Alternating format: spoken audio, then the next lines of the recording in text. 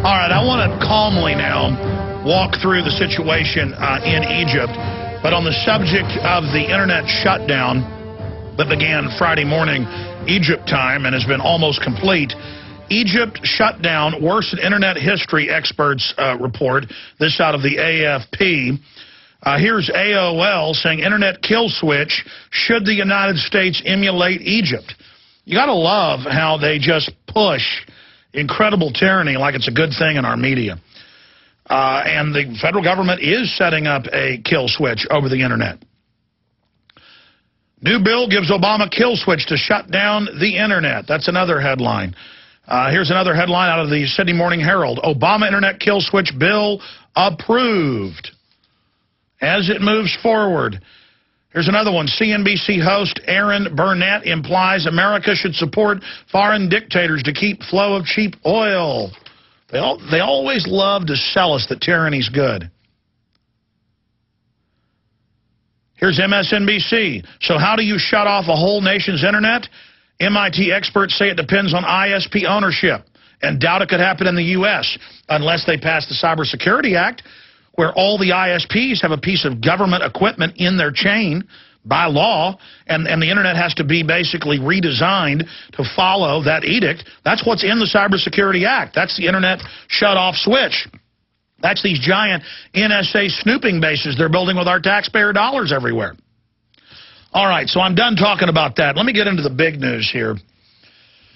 As this started throughout the week, I had a lot of listeners calling in saying, oh, I bet it's George Soros. I bet it's our government overthrowing another country. Because the CIA admits they've overthrown well over 100 countries in the last 65 years since they've been around. And before that, the OSS. And a lot of times they do it to democracies, they do it to tyrannies, they do it to dictatorships, they do it to leftist regimes, right-wing regimes.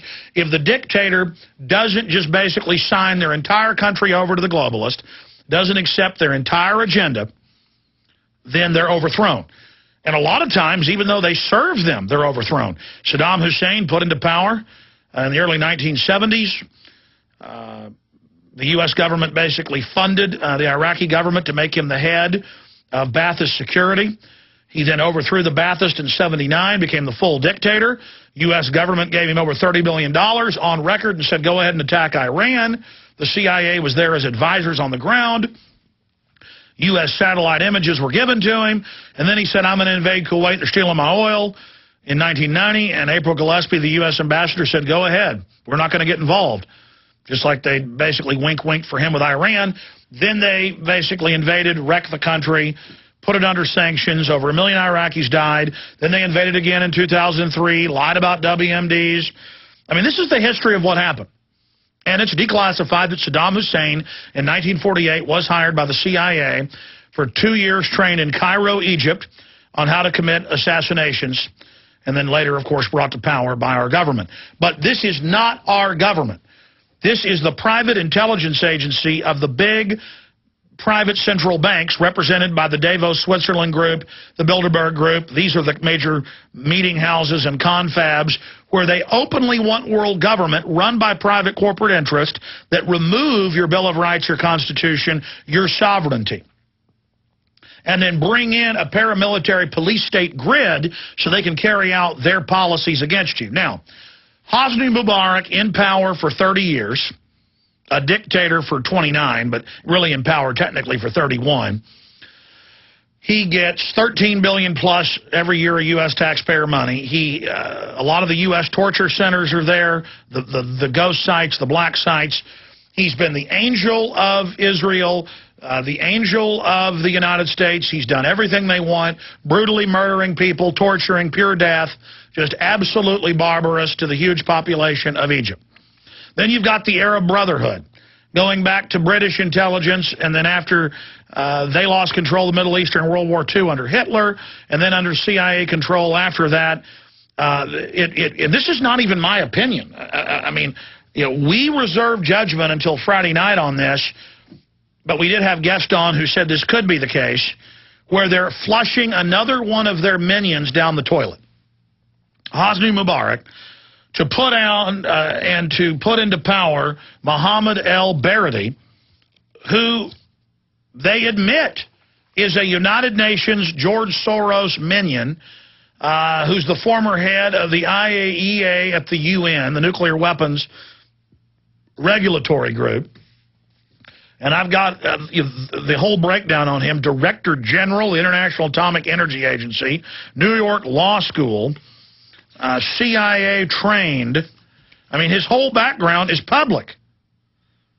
And he shows back up the week before all this starts in Egypt and starts going around saying, I'm ready to be your leader.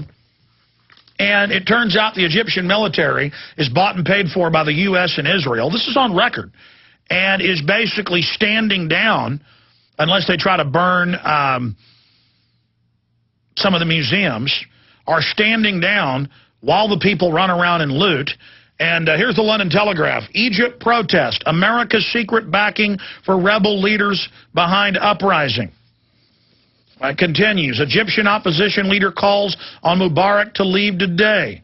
And so Mohammed El-Baradi, the Pied Piper of Egyptian revolt, Paul Joseph Watson, that's from Friday, his report up there. And, of course, on Friday he also reported on the George Soros connection.